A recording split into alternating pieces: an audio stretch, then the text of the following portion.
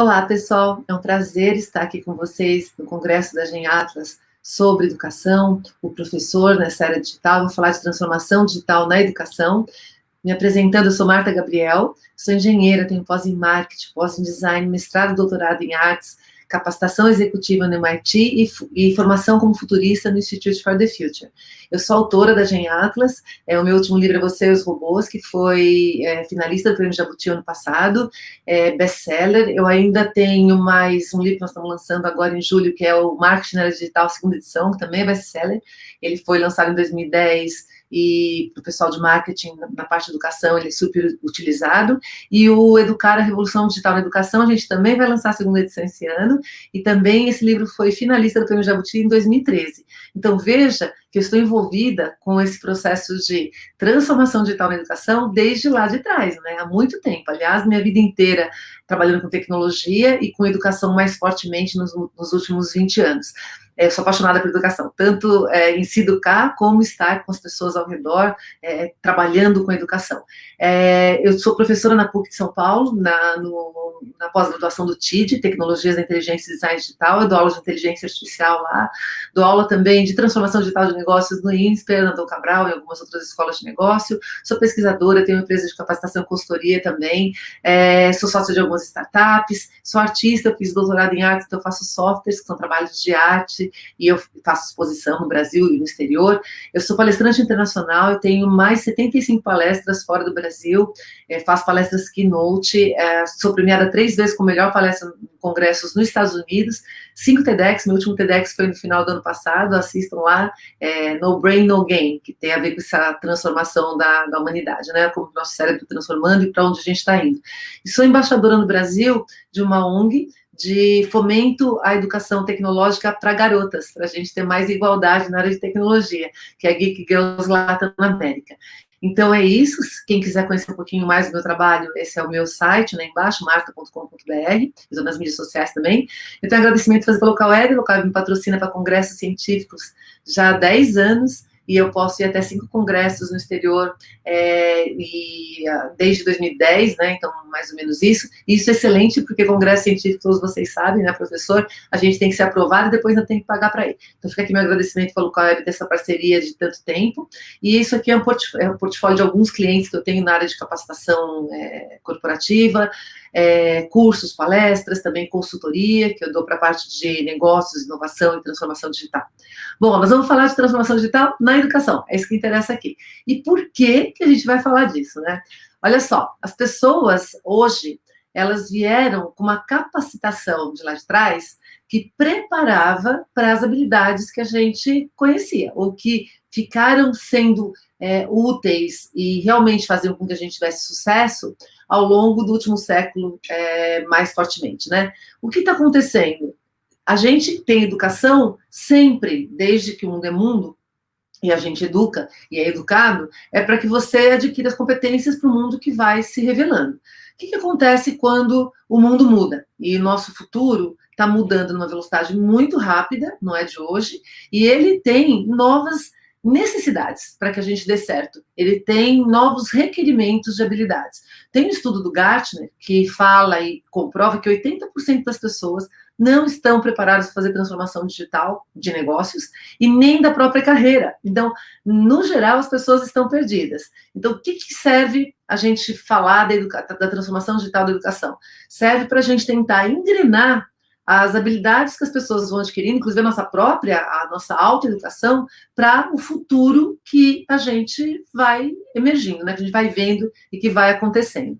Como a gente tem uma aceleração bastante forte crescimento tecnológico a partir, especialmente, do início do século XXI, na realidade, a gente, desde o início da história da humanidade, a tecnologia vem crescendo exponencialmente, só que no começo ela é pequenininha, né? E aí a curva é baixinha. Aí, depois de um certo momento, o exponencial ganha volume, né? Todo mundo aprendeu exponencial durante a pandemia do coronavírus, porque foi explicado amplamente como é que a pandemia se propaga, que é de forma exponencial.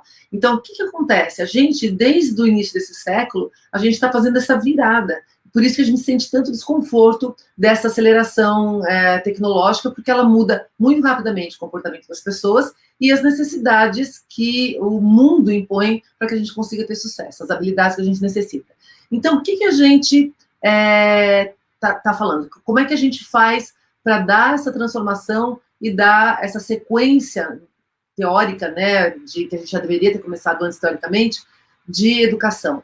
A gente precisa fazer transformação digital da gente, como pessoas, como professores, e também das instituições onde a gente trabalha. Se você é um gestor, o modo como a gente cria, vou falar um pouquinho aqui de 7 pilares para a gente fazer essa transformação digital na educação, e um deles está ligado com os ambientes que a gente tem, né? Então, a gente está num cenário mais crítico ainda do que já vinha se delineando. Então, lembra, eu falei que eu trabalho com isso já há muito tempo, só que a pandemia coronavírus, a Covid-19, ela trouxe uma aceleração, porque todo mundo teve que fazer educação de casa, os professores tiveram que adequar aulas, muitas plataformas tiveram que ser adotadas rapidamente. Então, aquela transformação que a gente já deveria estar fazendo, ela acelerou. A gente faria talvez em 3 anos, 4 anos, mesmo escolas, colégios, universidades que já estavam fazendo a sua lição de casa, tiveram um momento crítico para conseguir diminuir o tempo de implementação das coisas, né? Então, a gente está numa velocidade ainda maior agora, a gente deu uma encurtada no tempo que a gente tem para resolver as coisas e caímos, né, de cabeça no digital. Então, na Educação 4.0, eu vou começar com uma frase, com um pensamento do Eric Hanushek, que ele fala o seguinte: ele fez uma pesquisa sobre a relação entre a qualidade da educação e PIB, países no mundo inteiro. E aí, o que ele notou? Que a pesquisa dele comprova? Que uma população educada, a qualidade da educação de uma população, explica em torno de 75% do PIB. Então, educar é muito bom negócio, né? Tanto que tem uma frase que fala isso: você acha que a educação é cara, experimenta a ignorância, né? Experimenta não educar. E é comprovado. E aí, na pesquisa dele, o que ele analisa? O que torna uma educação boa? Professores bons e instituições fortes. Então, perceba que o professor bom, ele é a chave fundamental. Não adianta você ter só uma instituição forte se você não tem um professor, porque o professor é o que faz toda essa articulação do conhecimento. Então, o que a gente tem hoje de excesso de informação, o professor não perde importância, só se ele for um conteudista e só souber fazer isso, mas não é o que um professor sabe fazer, né? O professor, ele é um tutor, ele é alguém que ajuda o outro, que ajuda na rota que ele precisa seguir, para não se perder nesse mar de informação, nesse monte de complexidade que a gente está vivendo. Então, o professor bom, ele se torna cada vez mais necessário. Aliás, 3 profissões que, com a informação, elas mudam criticamente para revelar o que elas sempre deveriam ter sido, que é professor, bibliotecário e jornalista. Então, se você simplesmente, como jornalista, por exemplo, fazia o furo, hoje o cidadão qualquer tem máquina, ele faz o furo. Agora, explicar o que aconteceu, por que aquilo aconteceu, quais as consequências, isso precisa de alguém que navegue bem na informação, que saiba escrever. Então, o professor é igual. Se for só para passar conteúdo, qualquer um hoje pega na internet. Agora, para você conectar esse conteúdo, entender, criar sentido, reflexão, fazer uma evolução crítica de pensamento, de habilidades, isso o professor é imbatível, né? Então, o que a gente vê? As tendências que se delineiam. Tem uma pergunta que é feita em muitos lugares, Instituto de Tecnologia de Israel fala sobre isso, que é: o empreendedorismo e o aprendizado contínuo é o caminho para a universidade do futuro. Ou seja, se tudo muda muito rapidamente, eu não posso mais parar de aprender. Então, não tem sentido eu simplesmente estudar num período da minha vida. E como eu tenho que buscar as habilidades, além das formais que eu aprendo nas instituições de ensino, eu tenho que buscar as outras habilidades para completar, eu tenho que ser empreendedor. E o professor, ele vai no mesmo caminho. Na realidade, todo mundo hoje tem que estar nesse caminho de lifelong learning e empreender para achar o melhor caminho pessoal, as habilidades, os conteúdos, as metodologias, o que é melhor para você. Então, empreendedorismo e aprendizado contínuo são regras do jogo.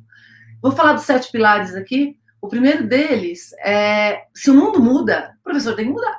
Então, se a tecnologia no mundo traz um monte de mudanças de comportamento, inclusive na forma como a gente aprende. Ela transforma o mundo em si e o que é necessário para que você consiga ter sucesso, o professor tem que se transformar também. E aí, não tem caminho fácil. Então, se a gente está no topo de uma montanha e a gente tem que passar para o topo da outra montanha, e essas montanhas estão longe, então aqui é o professor analógico, aqui é o digital. A única forma, não dá para voar, né? Não dá para você dar um salto. Então, tem que descer a montanha, descarregando tudo que a gente utilizava antes, desapegando e aprendendo o que é necessário. E quando chegar no topo aqui, está mudando, porque o digital não para. Então, continuamente a gente tem que estar abraçando a mudança, continuamente a gente tem que fazer essa jornada. Só para mostrar alguns exemplos aqui de mudança no mundo, isso aqui é um bebê. Bebês hoje, desde pequenos, 6 meses, eles já fazem selfie. Selfie é a palavra da primeira década do século XXI, porque as pessoas mudam o comportamento. Tem gente morrendo por causa de selfie. Hoje tem mais adolescente morrendo por causa de selfie, gente morrendo por causa de selfie, do que ataque de tubarão. Isso também é estatístico. E as pessoas tentam fazer selfies em lugares, assim, hiper difíceis para fazer uma competição, que é uma coisa que não está pensando, né? Está arriscando a vida. Ó, mudança de comportamento.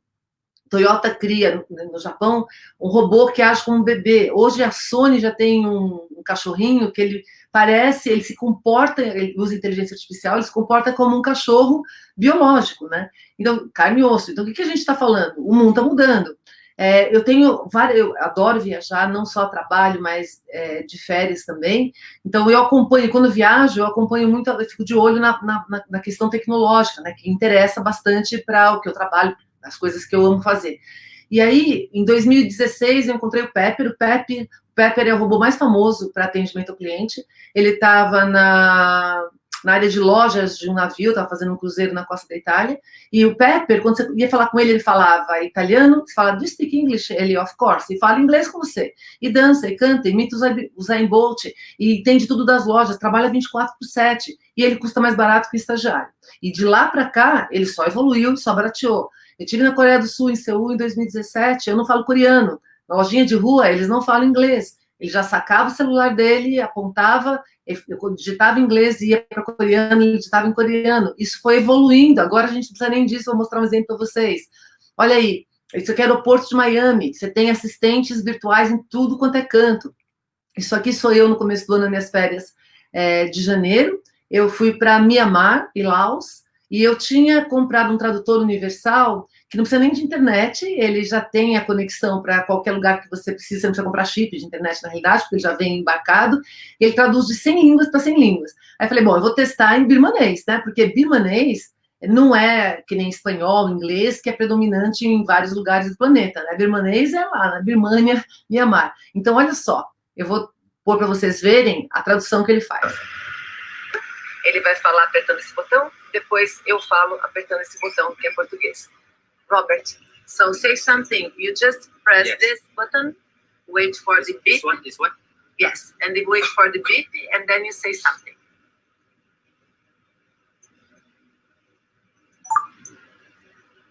Number 9 ကကျွန်တော်တို့မြန်မာတွေအတွက်ကံကောင်းခြင်းနံပါတ်ဖြစ်ပါတယ် Number 9 Lucky number.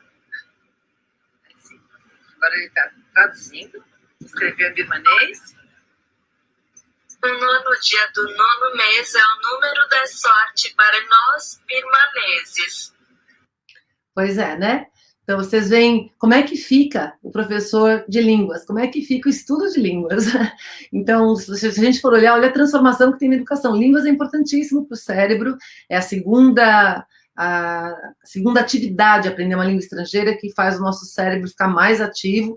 Então, é importante, só que a gente não vai necessitar, porque a gente tem tradutores agora cada vez mais poderosos, né? Então, daqui para frente só vai ampliar isso. Se a gente for ver o Pepper mesmo, aqui é o Pepper no Japão, ele foi treinado para ser, está sendo exposto numa feira, mas ele foi treinado para ser monge budista, para fazer os ritos finais do budismo. Então, no Japão tem falta de monge, e aí o governo japonês, inclusive, está pensando em implementar isso, porque é mais barato um robô para fazer os ritos finais do que um monge conseguir fazer isso. Então, No Japão, eles têm uma relação bastante forte com a tecnologia já há muito mais tempo do que a gente, e hoje você tem robôs que fazem ritos no budismo. Isso aqui sou eu, ano passado, na feira de Hannover, que é o berço da indústria 4.0, eu estou jogando ping-pong com um robô. Então, eles colocam o robô para mostrar o quanto que o robô é flexível, ele consegue ter rapidez, e aí, se ele ficar jogando comigo mais tempo, eu não ganho mais, né? Eu ganhei, vocês estão vendo aí, vou deixar registrado, mas se ele continuar treinando, a gente não consegue ganhar mais. Os robôs, cada vez que eles, quanto mais eles treinam, melhor a precisão deles, né? Se vocês quiserem ver, para um pouquinho mais refletir sobre esse cenário, esse mundo que está vindo, como eu falo muito disso, eu criei um hot site com filmes, eu adoro filmes de ficção, 50 filmes, na realidade tem mais que 50 filmes e séries, documentários, para entender o mundo digital. Pode ser pelo QR Code, então marta.com.br/filmes. E aí você tem um monte de séries e cenários que, na realidade, um filme de ficção é cenário futurista, né? É possibilidades de futuro que ajuda a gente a pensar nesses cenários. Então, a gente tem que navegar no futuro e se preparar para ele. O segundo pilar é o conhecimento on demand, ou seja, não é quando você quer ver um filme, você procura qual é a plataforma que tem aquele filme naquele momento para você assistir, você não precisa mais ficar esperando o horário que esse filme vai passar numa programação de televisão, etc. Cada vez mais, a criança desde pequenininha acostuma com isso, e nós também, quando você quer alguma coisa que você quer aprender, na quarentena eu aprendi a cortar meu cabelo, eu entrei na internet e procurei vídeo do jeito que eu queria, qual tipo de franja que eu uso, etc., e você aprende. Então, é on demand. Na hora que eu preciso, eu vou, e nunca tinha me interessado por isso antes. Então, o que a gente tem? Inteligência artificial vindo ajudar na educação para entender especificamente o que cada um precisa, cada estudante, para nós também, né, para professores, a gente se capacita o tempo todo, e ela tem N outras funções que é on demand, e ela consegue te entender e trazer o conteúdo que é interessante para você. Inclusive, coisas que são importantes, correlatas, né, com a educação, que é para prevenir suicídio em jovens, está aumentando o suicídio em jovens em vários lugares do mundo, e se você começa a analisar o comportamento deles, você consegue colocar informação, educação, para você impedir ou alertar que isso está acontecendo, ou tem uma probabilidade maior de acontecer. Olha aí, tutores digitais que usam inteligência artificial devem se popularizar em escolas brasileiras. Era previsto para 15 anos, provavelmente agora, isso era no ano passado, né? Provavelmente isso vai diminuir o tempo, mas vai acontecer a qualquer momento. Cada vez mais a gente tem, e é bom que tenha, porque a inteligência artificial, a machine learning, consegue entender melhor que tipo de dificuldade o aluno tem, que tipo de conteúdo precisa adicionar mais. O professor tem que ter habilidades humanas, de relacionamento com o aluno, ajudar a ter coragem para enfrentar as dificuldades. É um processo complementar à tecnologia. A tecnologia pode fazer aquilo que a gente nem gosta de fazer como professores, né, que é ficar avaliando. Não precisa avaliar, você precisa ter a garantia que você capacita. E enquanto não estiver capacitado, você continua oferecendo conteúdos, métodos, técnicas, etc., para que o aluno continue. Um exemplo super bacana, que já é de alguns anos, o aluno, pior aluno da sala, né? Então, você coloca um robô que é pior do que ele, e ele ensina um robô. Se você ensina um robô, qual é a percepção que você tem? Que você é muito bom. Então, percebam que você pode usar a tecnologia para ajudar nesse processo de você ter aquilo on demand, na hora que você precisa, do jeito que você precisa, adequado para você, como são esses casos que eu acabei de falar, né? O terceiro pilar, nanodegrees. A gente não precisa, eventualmente, aprender tudo. A gente precisa aprender aquilo naquele momento. Aí tem um exemplo que eu falei do YouTube, que eu aprendi a cortar cabelo, né? E a gente aprende todo o tempo. A cada 10 brasileiros, 9 usam o YouTube para estudar. É um levantamento feito também ano passado. E cada vez mais gente vai usar o YouTube e qualquer outra plataforma que tenha o TED Education para professor, tem um monte de conteúdo super interessante para apoio de aula, para a gente entender melhor certos conceitos, a ciência e a tecnologia não param de evoluir. Então, de novo, eu aprendo aquele pouquinho, eu já vou para frente, aprendo mais um pouquinho, mesmo porque, como evolui muito rápido, esses pouquinhos que eu aprendo, eles podem ser o suficiente para eu dar o próximo salto, e esse pouquinho pode mudar, ele também ele é mutável, né, por causa da velocidade tecnológica. O quarto pilar é abraçar a tecnologia, a simbiose com a tecnologia. A gente tem um monte de tecnologia, inteligência artificial, Big Data, internet das coisas, tudo isso traz automação e todo esse processo amplia a gente. Então, a gente, como professor, pode se ampliar e o aluno também se amplia nesse cenário. Olha esse caso. Using Azure AI technology, I can translate my English into Japanese and train it to sound exactly like. Essa executiva da Microsoft ano passado, ela fez uma palestra, isso é uma palestra dela ao vivo, ela fala inglês, vocês viram, e aí ela usa a tecnologia HoloLens com Azure da Microsoft para fazer a palestra em japonês. Ó, eu vou colocar o vídeo um pouquinho mais aqui na frente, para a gente ver, ó, aí é o avatar dela sendo renderizado para fazer de forma holográfica, e olha ela falando em japonês. Ou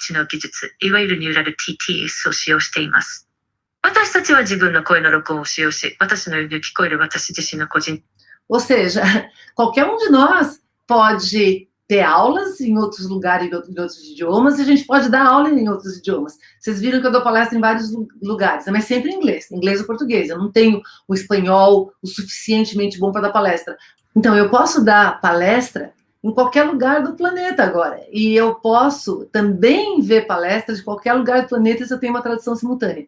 Ah, Marta, mas isso não é uma coisa só para países, ou para empresas, ou para instituições extremamente grandes? Não, quer ver um exemplo sensacional?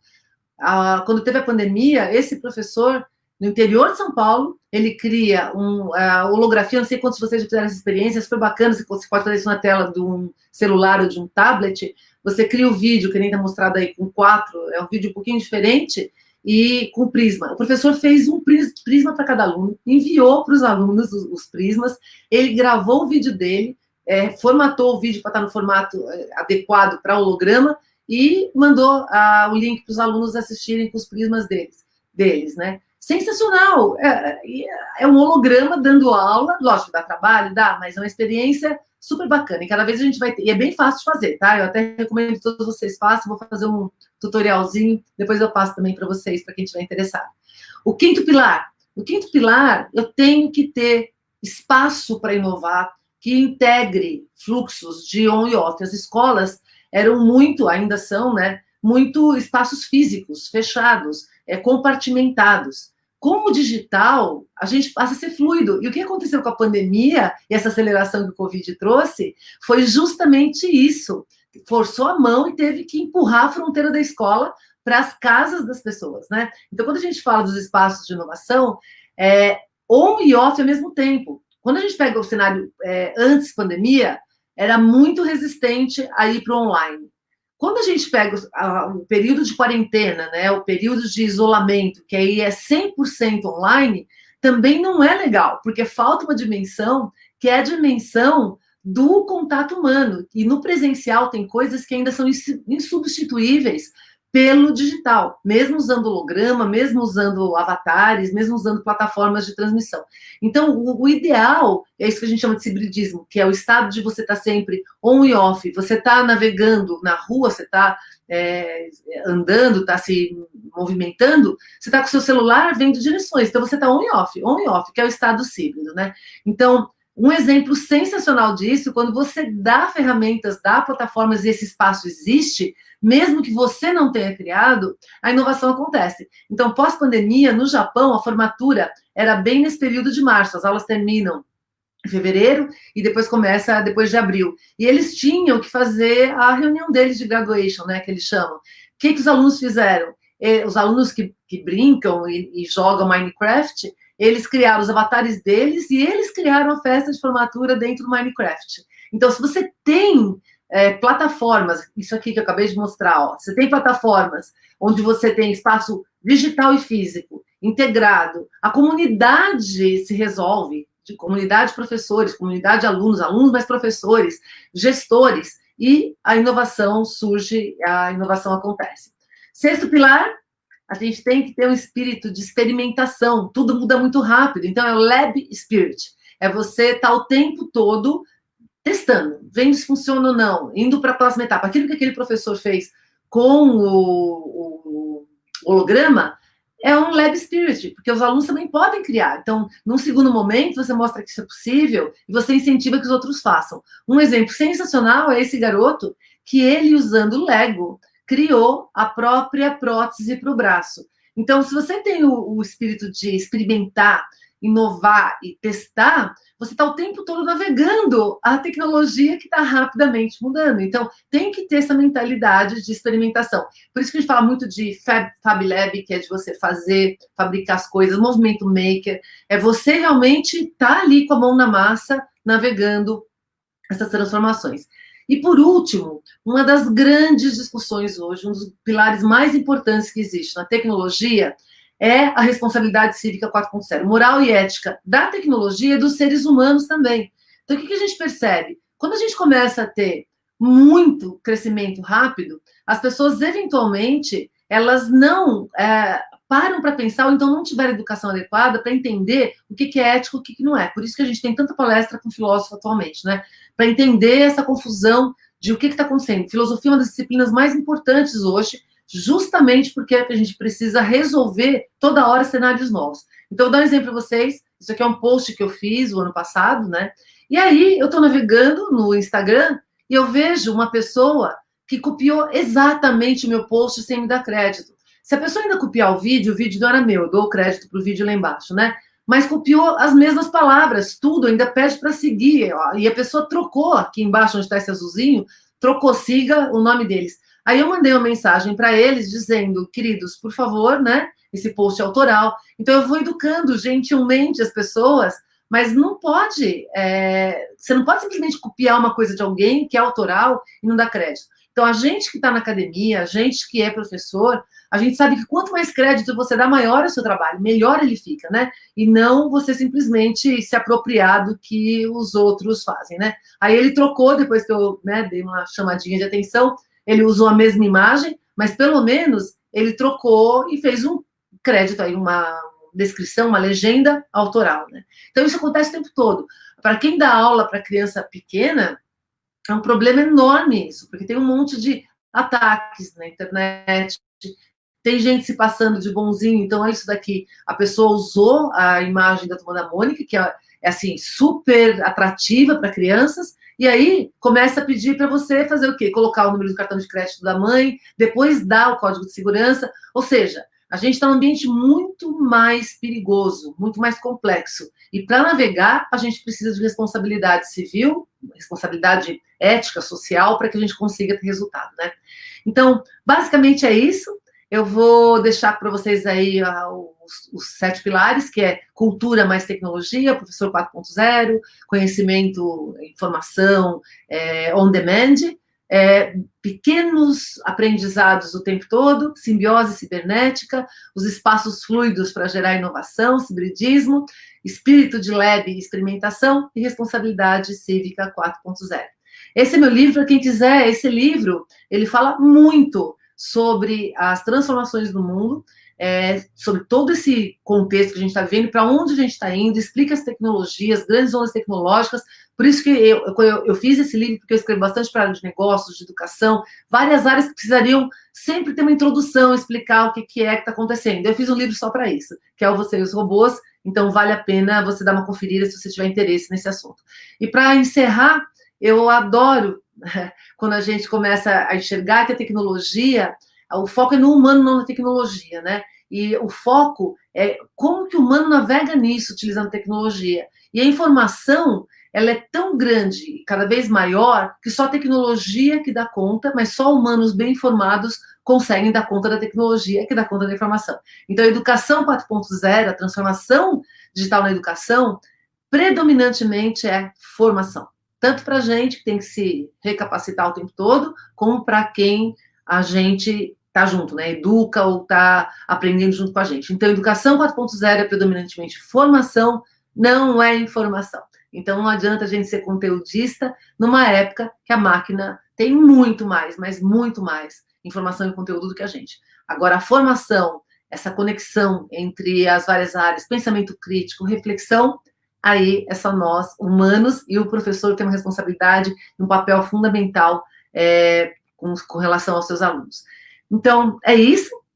Eu queria agradecer bastante a atenção de vocês. Foi um prazer estar aqui com vocês. Eu vou parar o slide agora aqui na tela, né? Para dar um oi para vocês e finalizar a apresentação. Então, essa é a apresentação, essa sou eu. Então, pessoal, muito obrigada. Eu desejo uma jornada bastante proveitosa, com bastante sucesso para todos vocês, que a gente abrace cada vez mais as mudanças com bastante fluidez, familiaridade, com aceitação, para que a gente consiga se ampliar com as tecnologias que vem aí. Então é isso, hashtag tamo junto e vamos para frente.